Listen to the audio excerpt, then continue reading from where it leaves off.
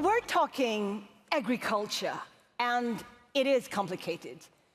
Agriculture produces a third of global emissions. It consumes 2/3 of the fresh water in the world, and it is one of the most susceptible, vulnerable sectors to climate change.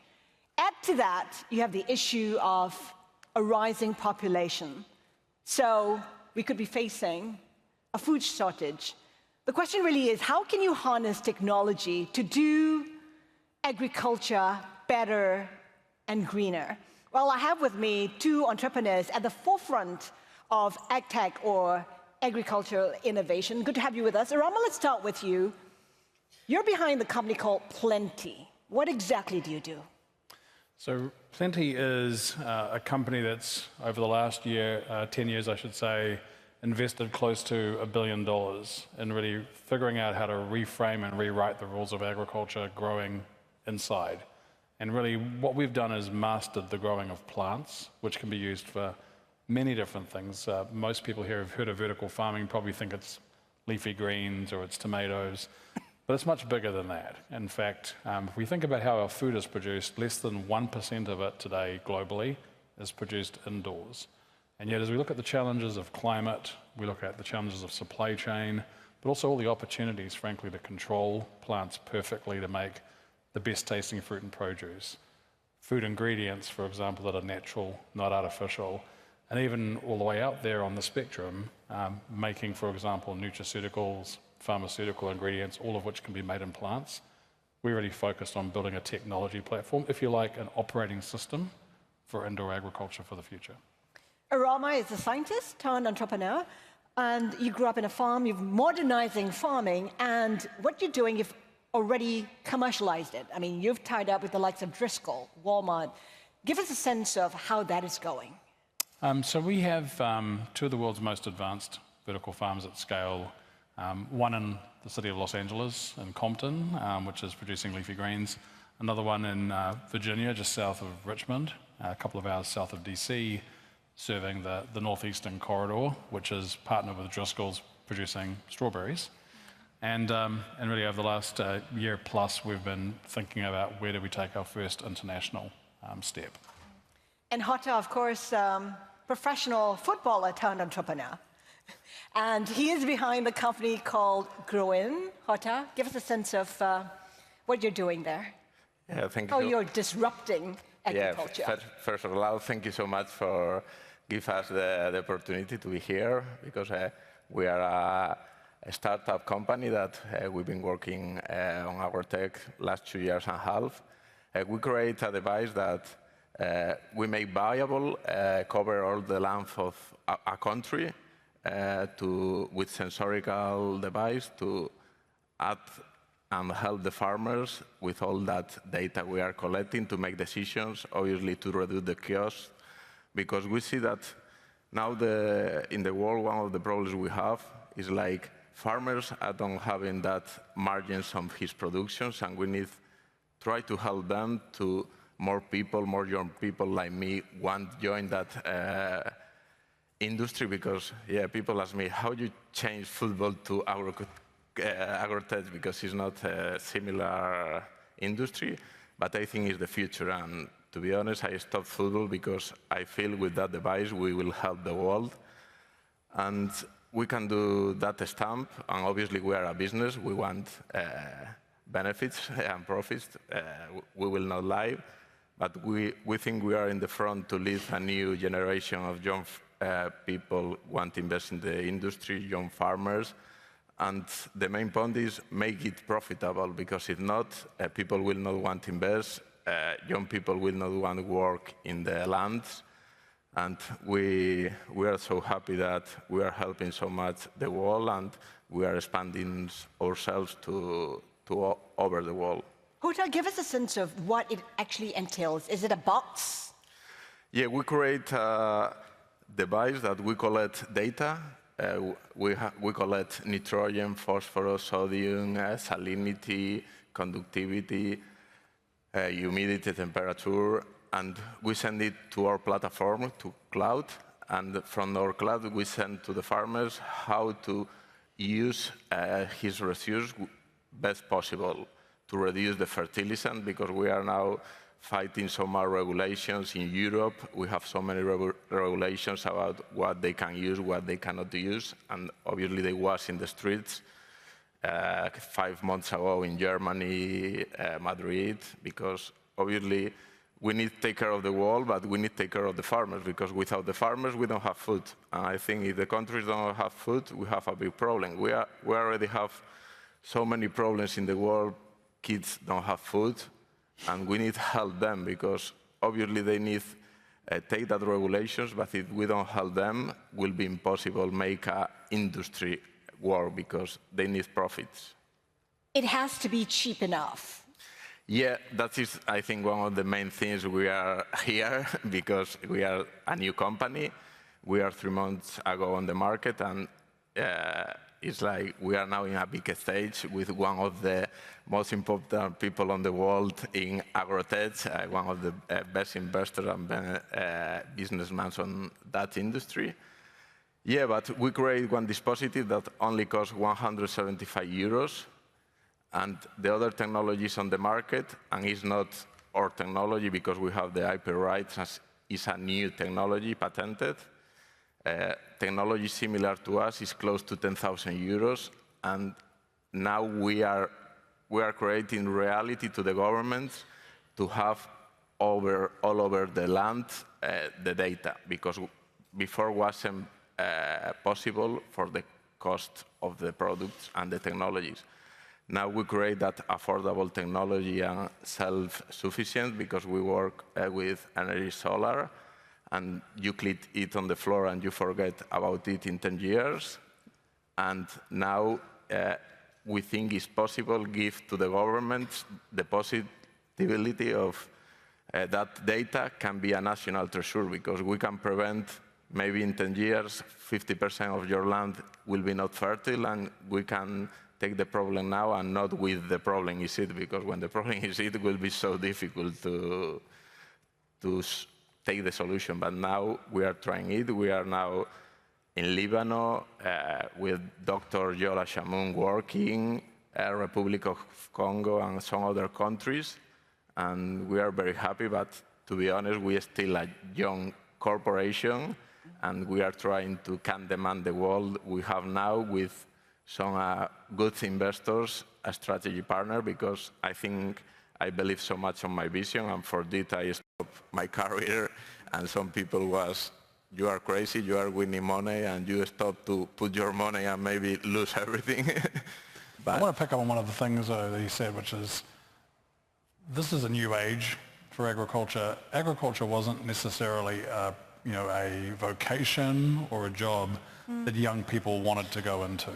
It had this image of an aging population of farmers doing things the way they'd done them for centuries, millennia.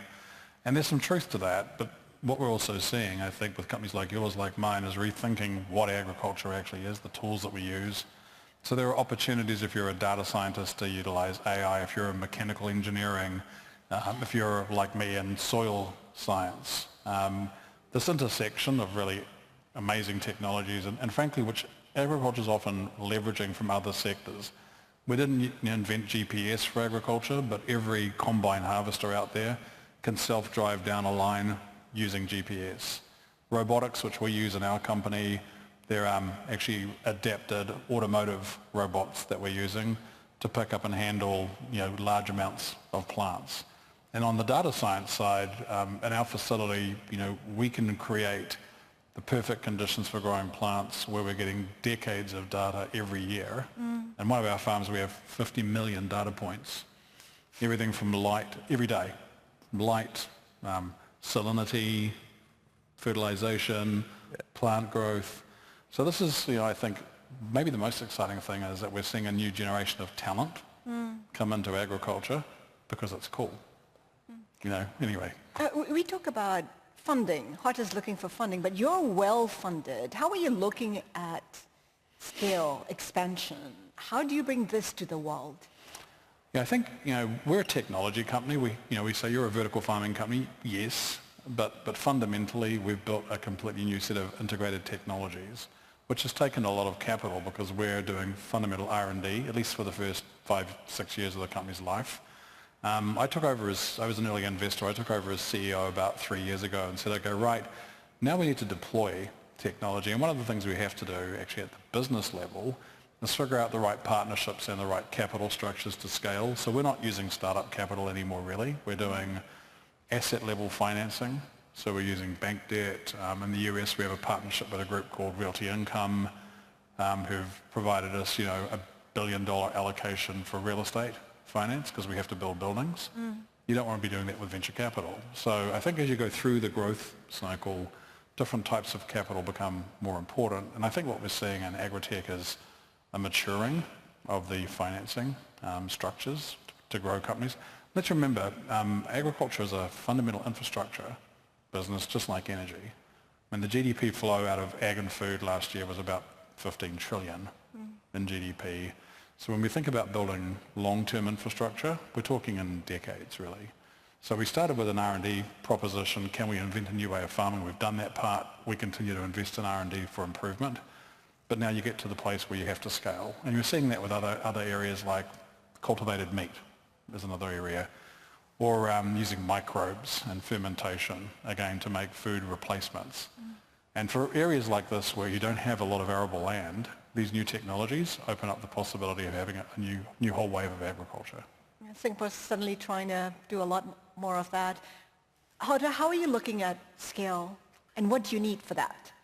Yeah, we are now facing one of the problems of grow too quick, and we need to take a seat to think how we will move on, because obviously with my past like football player, everything I do is a little bit more branding and easy to put in the wall. And when you create something that is new and so many people think could be the future, we are now talking with more than 10 governments. They are requesting us to add the technology in all the country, but to be honest, this is our best, so it's a good problem, but it's our biggest problem right now, that we have the technology, we can send the technology everywhere, but we need to take care of the technology and the quality. And now, without that VC capital or investment we need, without lost the control of the company, because I put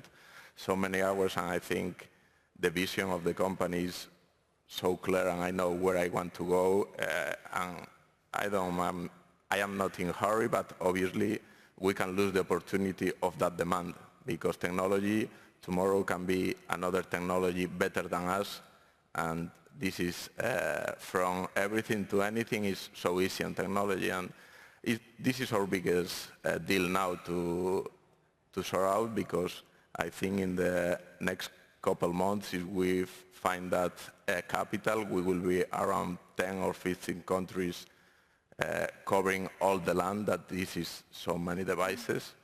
But now it is the biggest problem for us. But at the other point, because VC capital, now we are in an era that too many geopolitical problems, wars, and it's not easy to invest because you don't know what will happen tomorrow.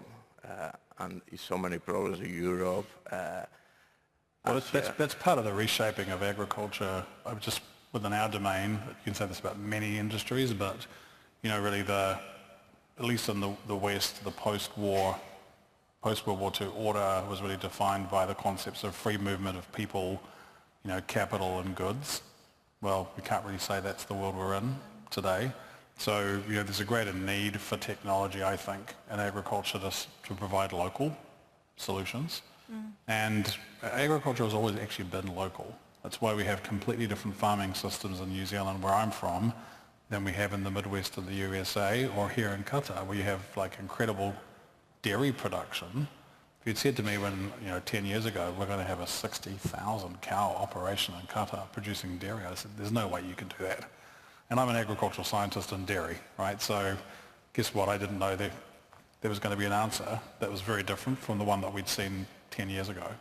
And we're going to see, I think, that continue. The other thing I would say, too, is that R&D is incredibly important to our sector, and there's an immense amount of research and development done by universities. as well as by companies in the agricultural space. And if we think about what the future in this region holds, I think there's an opportunity to do much more technology development. We've seen companies like Eat Just, for example, come and set up here, and many others besides. That is, I think, a really How are exciting you area. continuing to innovate? Because we heard Yeah. how Hara was saying that your technology may be irrelevant tomorrow. How are you ensuring that you remain relevant and build on what you have? Yeah, I think we have a series of interlocking technologies, but really at the core is plant science. And that's actually very challenging. This is not SaaS software development, right? This is fundamental genetics and the conditions in which plants grow. And plants have evolutionary biology, in many cases going back 200 million years. So when we think about understanding plants, this is an area that takes time. We've been doing R&D for a decade. Good luck catching us. Right, R&D is not free. So if we think about what is R&D really, it's science. That's discovering new knowledge. How much of your cost is R&D? Probably in the range of nearly half. Wow. Yeah, we're the biggest R&D investor in indoor foods by far. And the reason being that we believe in the power of discovery. So science is discovering new knowledge. Technology is making a product out of it. Right, and we have that pipeline at fundamental science, and then we have a pipeline for making products. So if we think about really whether it's in biotech, whether it's big pharma, whether it's in ag, companies like Bayer, Corteva, Syngenta, there's nothing like that exists for the indoor ag world. And so we really aim to be writing the operating system, the fundamental product and science, which will involve also collaboration. So we already do licensing of our technology, for example. We're not trying to invent everything, but we want to be the best at what we do, which is growing plants indoors. It's great to have a first mover advantage, but you have to remain competitive. How are you continuing to innovate? Yeah, that's I told before. Yeah, we need every day keep working on the technology because What's the vision, though? Yeah, the technology is an improvement day by day because if you're working with a software, you will be day by day improving it, and when you have more data, we are working on artificial intelligence too. We have our artificial intelligence, and it's day by day. When you have more data, you will create a better artificial intelligence. But honestly, now we are not in that way that we are putting so much resource on improve and research. We are trying to have a research center, but now we are really focused on being on the market worldwide because we know we have the problem in middle of that process. We have offers from big companies to buy us. But at that point, I believe so much on the project. I know what we have. They was working to have this on the market on 2030, and that's why people come to us to try to buy. But of course, we was outside of the equation because they was multinational companies, and we were like a startup born in Galicia, like in a small place. Yeah, but I think we are now really focused on civic, and I think governments are helping us because they start understand how important will be for the countries have all that data. It's like 100 years ago, gold was the biggest national treasure, but how you can control your country with data is not only for farming. You can use that data for everything. We are so surprised at how many companies and how many windows are open for us for work in other sides on other industries only for the data. I was really surprised. I think when I was in the process that we will make a big impact on agriculture, but I am really surprised how many things data open you the doors and with all the industries, and he will know better than me because he's a long time ago agrotech, and he's one of the biggest on the world. But we are surprised. I didn't plan to say this, by the way. You need to get your respect. Yeah, but there's something you said I think is critical is that it goes back to what we were discussing earlier. Farming is becoming digital, and it has been really over the last 20 years. But AI is opening up new tools to really understand data in ways humans can't. And we're seeing that in our environment, controlled environment, 50 million data. Our agronomists can't comb through all of that information, but in there are kernels of really high value that can actually help not just scientists in our farms, but the farmer out in the field make better decisions on what they grow every day. And one of the reasons why innovation has to keep happening is that for centuries we relied on the weather being consistent. It's not consistent anymore. We just had flooding in the UAE. Our family farm in New Zealand, which has never been flooded, got flooded by a storm. It hasn't had a flood in 120 years. And farmers have to deal with it. Quick question just to wrap up. How long do you think it'll take for us to get to where we need to get to feed the world while still saving the planet? Easy. Just the easy questions. Yeah. No, look, I think the rate of innovation, the tools we have, are all there at our disposal. I'm convinced from a science standpoint, we can find the answers we need to feed the planet. I think what we face are some big challenges with mobilizing the capital at a rate where the innovation curve and the financing curves meet. So it's not enough to have, I've probably made it sound like Plenty's a technology company, we don't care about economics. Of course we do. We both have to run businesses that can be profitable, but it takes time to make breakthrough technologies. So you have to make choices all the way through that to make sure that, in 2050, when we've got 10 billion people on the planet, we actually have the tools available to feed the planet. And it's, I'm an indoor farmer these days, not an outdoor one, but we both need to bring those solutions to the farming community outside and to bring new assets to bear indoors. So. Hata, Arama, we're out of time. Thank you so much for your thoughts today. It's been a pleasure. Lovely. Thank you so much. Thank you.